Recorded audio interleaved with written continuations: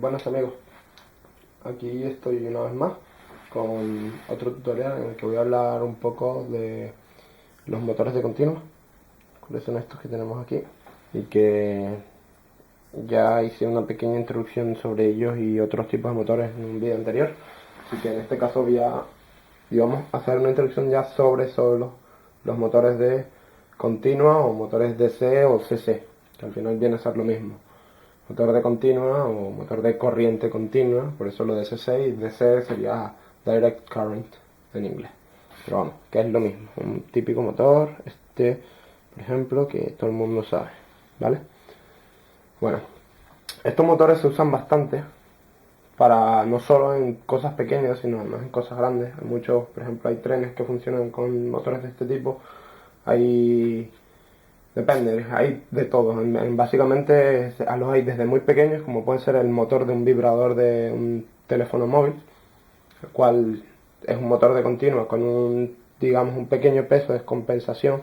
Algunos, si ha abierto un mando de PlayStation, verá que tiene un motor de continua que simplemente tiene descompensado, tiene, digamos, un peso solo en una parte del rotor, que lo que hace es que cuando gira, pues produce esa vibración porque mueve, digamos, el eje del propio motor, ¿vale?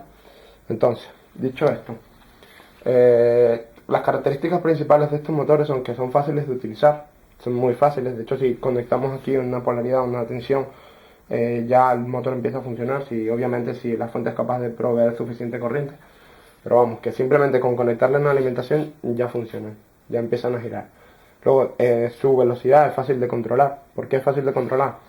Porque simplemente variando la tensión que aplicamos en sus terminales, variaremos la velocidad a la que gira, ¿vale? Siempre que estemos dentro de un rango de trabajo o de funcionamiento del motor. Si es por debajo de ese rango de funcionamiento, es decir, ponemos una tensión inferior a ese rango, pues no va ni siquiera a moverse, a pesar de que esté pasando corriente por él.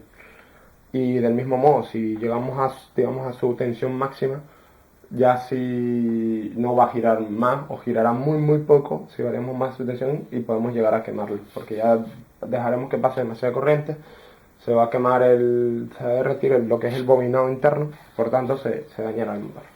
Por lo tanto, intentamos siempre trabajar dentro de los rangos, digamos, seguros de funcionamiento del motor. Otra cosa interesante de estos motores es que los drivers suelen ser bastante sencillos, es decir, el circuito bueno, a ver, sencillo para motores pequeños.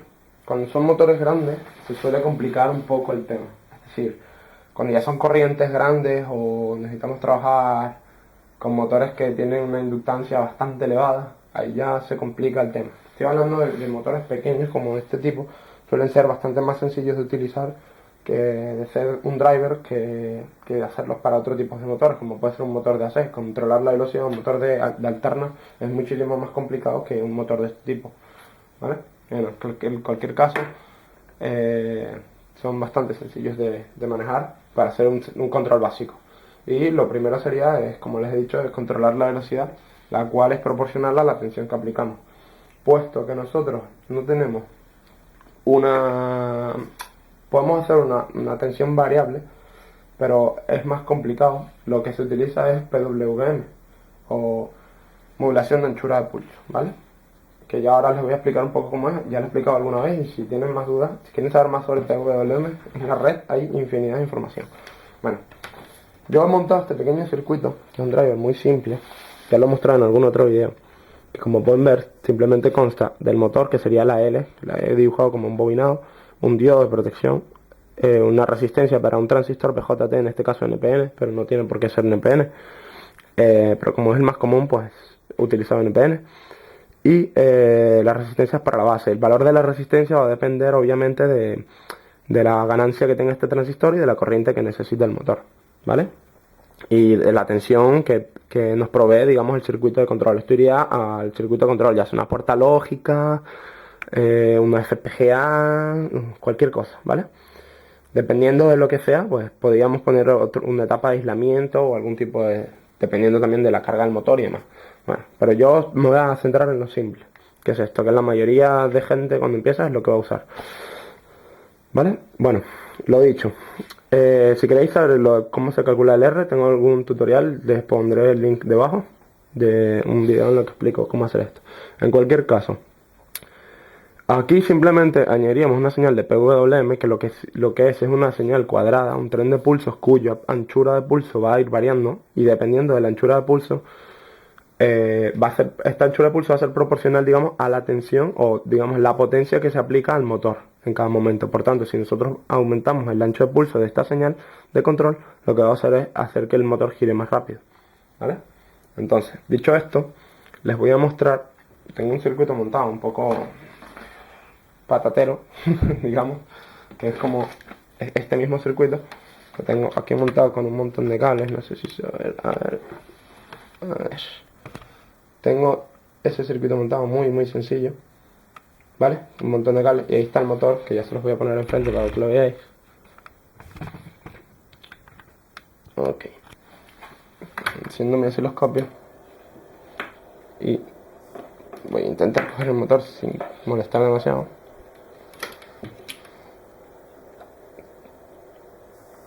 Sí, lo que quiero es que vean las ondas, la señal de PWM más que lo que es el circuito, porque el circuito no tiene ningún misterio, es bastante sencillo de montar y demás.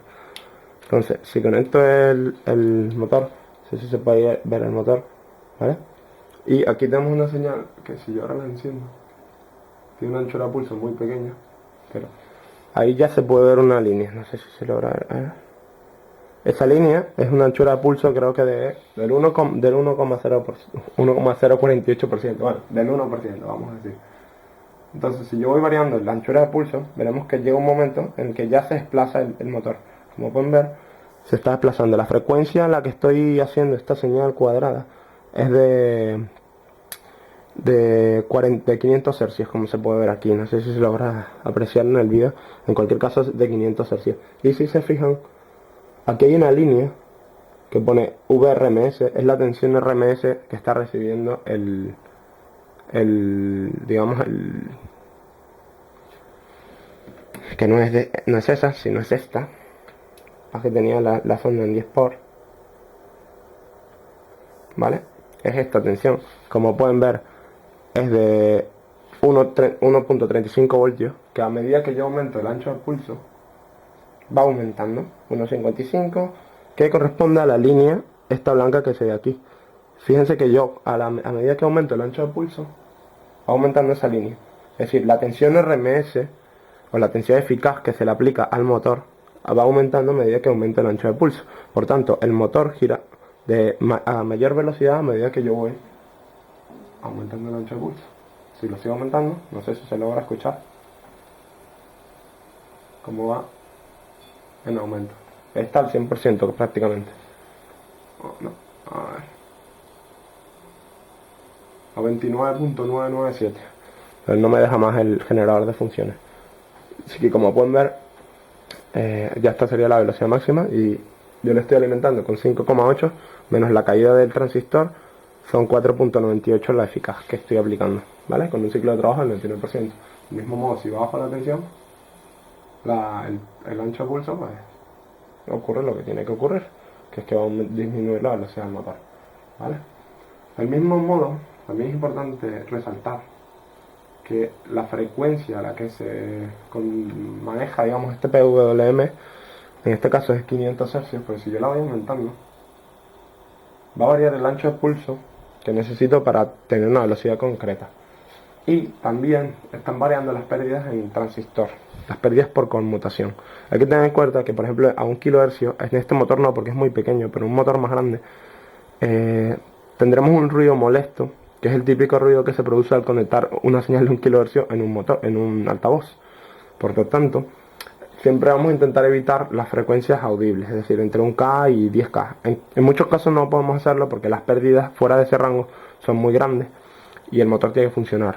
Entonces, a veces vamos a tener que trabajar dentro de ese rango audible, pero si podemos evitarlo, mejor. Es decir, por ejemplo, los transistores, los BJT suelen conmutar un poco más rápido que los MOSFET, pero por ejemplo, cuando usamos MOSFET porque necesitamos más potencia o por cualquier cosa queremos usar MOSFET, por lo general usamos unos 20 kHz de la señal de conmutado Aunque depende, no tiene por qué. Yo estoy diciendo un caso general. En cualquier caso, si subimos por encima de los 40 kHz, las pérdidas en el transistor, en el propio MOSFET, van a ser muy altas. Normalmente, depende del MOSFET, obviamente, pero van a ser muy altas, entonces vamos a tener que trabajar con unas frecuencias más bajas. Por lo tanto, 20 kHz ya no se escucha. Por encima de 16 kHz se escucha poco, digamos, lo que es la conmutación en el bobinado, ¿vale? Entonces, si podemos trabajar entre 16 y 25 kHz sería genial. En cualquier caso, ya eso depende del circuito y demás, ¿vale? Del driver que hacemos para el MOSFET y el MOSFET en concreto. Pero como pueden ver, si yo varío la frecuencia, como les he dicho, ahí fíjense que ya casi que ni se nota el motor, la velocidad, pero si aumenta el ancho de pulso, se vuelve a escuchar.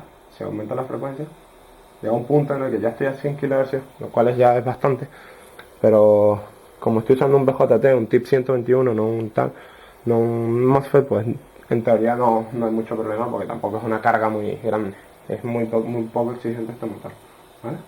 Entonces, ahora, quiero mostrarles otra cosa interesante, y es que ahora mismo estoy midiendo la señal de PWM que está aquí, ¿vale?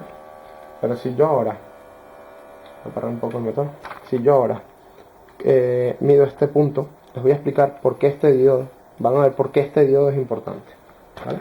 Entonces, si yo conecto en este punto, voy a conectar en este punto el osciloscopio, ¿vale?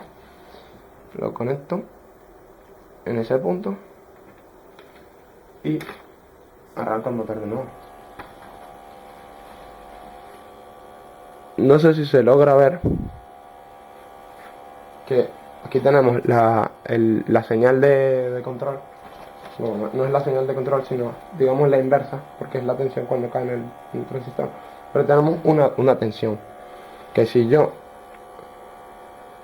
quito esto, pueden ver como ha disminuido la velocidad del motor y se ha aumentado la tensión de pico, que son aproximadamente, si estos son 2 voltios,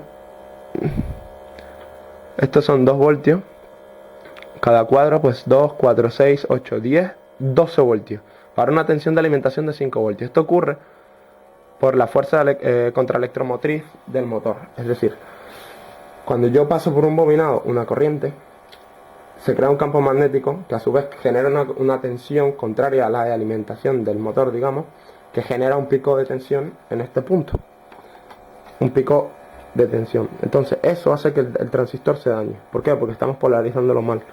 Esta tensión que se genera aquí es superior a la que puede soportar el transistor y por tanto, si yo quito el diodo, la tensión que se genera aquí va a dañar el transistor.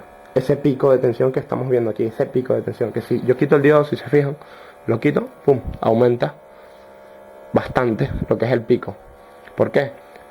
Porque este diodo, cuando la tensión aquí se eleva y es superior a la que tenemos en VCC más la caída del diodo, pues la tensión, la corriente empieza a circular por el diodo y vuelve a pasar por el motor. ¿Me explico? De modo que aquí nunca va a haber una tensión superior a la que el diodo permita. De ese modo protegemos que la tensión aquí no sea demasiado elevada para el transistor. En este caso es pequeñísima, son solo 2 voltios, pero me estoy usando un motor muy pequeño que solo está consumiendo unos 10 miliamperios y que además está funcionando a 5.8 voltios y aún así genera un pico de 12 voltios. Imaginemos si por ejemplo lo ponemos a 10, si fuera directamente proporcional sería, en vez de 12 pues serían 24 y ya estamos hablando de tensiones un poco más elevadas.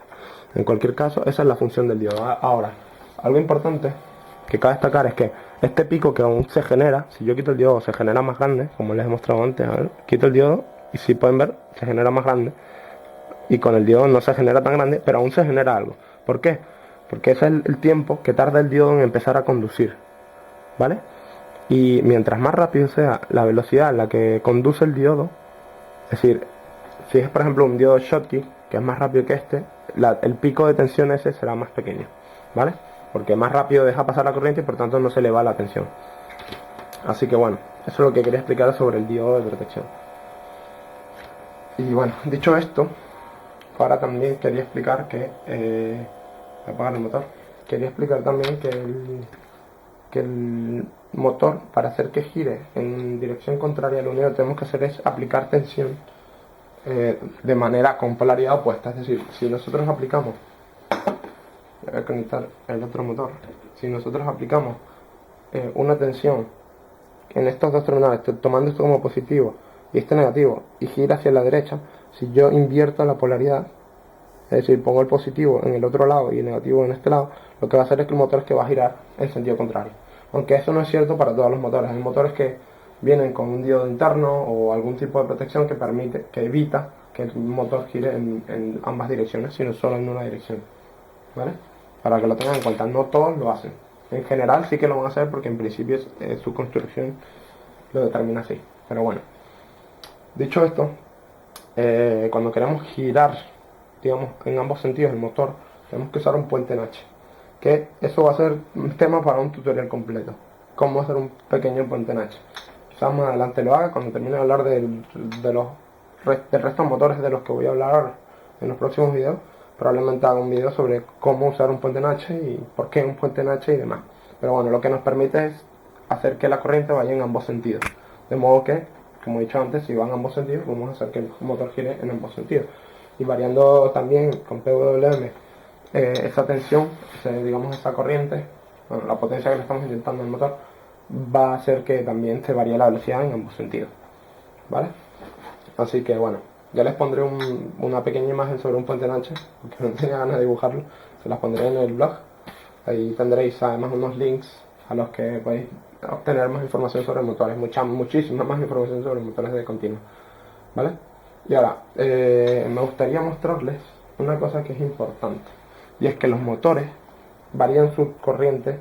Es decir, si este motor consume en vacío 10 miliamperios, al arrancar no va a consumir 10, va a consumir más de 10 miliamperios. Por tanto, nosotros tenemos que hacer que el driver esté adecuado no solo para esos 10 miliamperios de, digamos, de arranque, de funcionamiento normal, sino para el arranque o para cuando pedimos más esfuerzo al motor. Es decir, cuando nosotros cargamos más el motor, cargamos en el motor, digamos, algo que le fuerza más, pues lo que va a hacer es que va a aumentar el consumo del mismo modo. Y para eso se los voy a mostrar con un pequeño montaje que les voy a hacer, que es simplemente una resistencia de muy poco valor. En este caso, para evitar utilizar un amplificador, podría haber hecho usar una resistencia shunt de 0,1 y amplificarlo y mostrarlo. Pero como vi que era suficiente con esta resistencia, pues bueno. Ahora, como les he mostrado, tengo el motor conectado a una resistencia de 1,27 ohmios, ¿vale? En la cual voy a medir la tensión para medir la corriente que pasa por el motor, ¿vale? Entonces, es una manera sencilla de medirlo, puesto que tiene suficiente corriente, pide suficiente corriente al motor, necesita suficiente corriente como para medirla simplemente con el osciloscopio. Entonces, si se fijan, cuando yo conecto la alimentación, tenemos ahí, voy a volverlo a hacer. Si yo conecto, pilla, vale, eso que se ve ahí, ese pico que se ve aquí, es un pico de consumo de corriente. ¿Por qué? Porque cuando yo conecto el motor, el consumo se dispara, es decir, tiene un pico de corriente hasta que consume, hasta que se llega a un régimen normal, digamos, de funcionamiento del motor, ¿vale? Por tanto, esto que se ve aquí es un pico de corriente. Esto es lo que vemos, la corriente que consume al arrancar, que como pueden ver puede ser bastante superior a la de su funcionamiento normal, con lo cual eso hay que tenerlo en cuenta a la hora de diseñar el driver. Ahora, si yo voy a volver a conectar, si yo intento detener el motor, veréis que la velocidad, es decir, el consumo va a aumentar a medida que yo freno el motor, porque le estoy pidiendo un mayor esfuerzo, ¿vale? Como pueden ver, no sé si se logra ver ahí, voy a aumentar el tamaño. Si yo lo freno, ese pico de corriente, esos son picos de corriente por los frenazos que yo le doy. Con lo cual hay que tener en cuenta eso, es decir, a la hora de diseñar el driver hay que tener en cuenta que el consumo también va a aumentar dependiendo de la carga que tenga. Con lo cual hay que aumentarlo, hay que diseñarlo para la mayor carga y para el mayor pico de corriente que pueda haber en el funcionamiento completo del motor. Por lo cual siempre hay que, digamos, diseñar por encima de las especificaciones. Siempre es bueno diseñar por lo menos un 20% de las especificaciones que nos dan. Si nos dicen que tiene que funcionar a 10, como 10, que necesita como mucho 10 amperios, pues nosotros lo vamos a diseñar por lo menos para que funcione hasta 12.